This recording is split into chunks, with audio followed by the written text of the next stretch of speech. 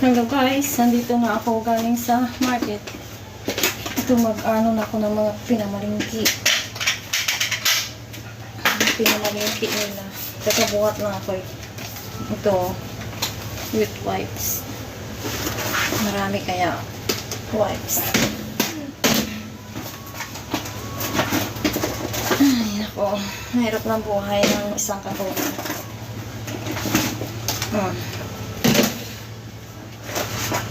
So, yung baboy, 3 for 100. Isang linggo na namin ito. Dalawa kayo. Meron kayong tinapay. 2 for 1 week also. At saka ito. Ito katagal to. Nilalagay ko sa pag nagluto ako ng oatmeal. So, yung prutas namin, pakwan. Dilaw daw ang laman nito. Tingnan ko mamaya kung matamis.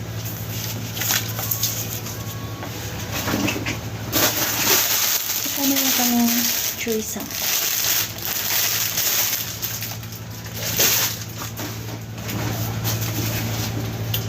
Ang saka meron kaming luncheon meat. Ito, pipihira lang ako nagluluto ng mga food. Kasi nire-reserve ko to pag yung may bagyo, hindi kami makapamalingki, kaya hindi ko to makakain o iluluto.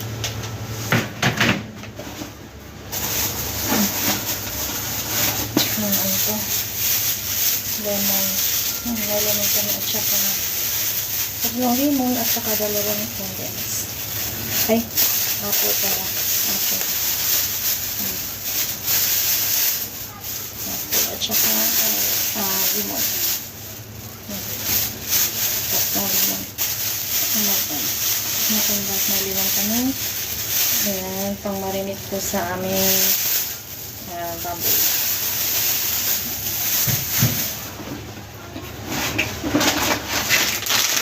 At saka meron kaming chicken. Chicken. Medyo marami silang pinamalingking. Mabuti naman para hindi kami kukulangin. So, meron kami mackerel, frozen, natin yan. Meron kiwi. Medyo marami silang pinamalingking ngayon. Tsaka gulay. Chinese cabbage. Tsaka ano po? Oyster sauce, vinegar, sheep rice.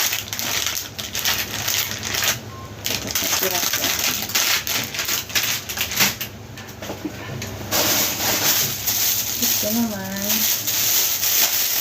Kakain na nito. Hindi naman kakatid ng angkal. Pamirin na siguro. Ano pa ito?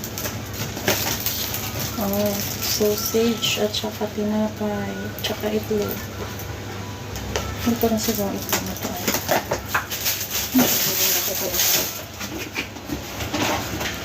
Meron kami frozen boiled clam meat.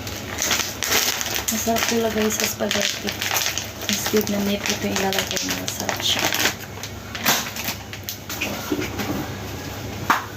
Wala na. Thank you for watching.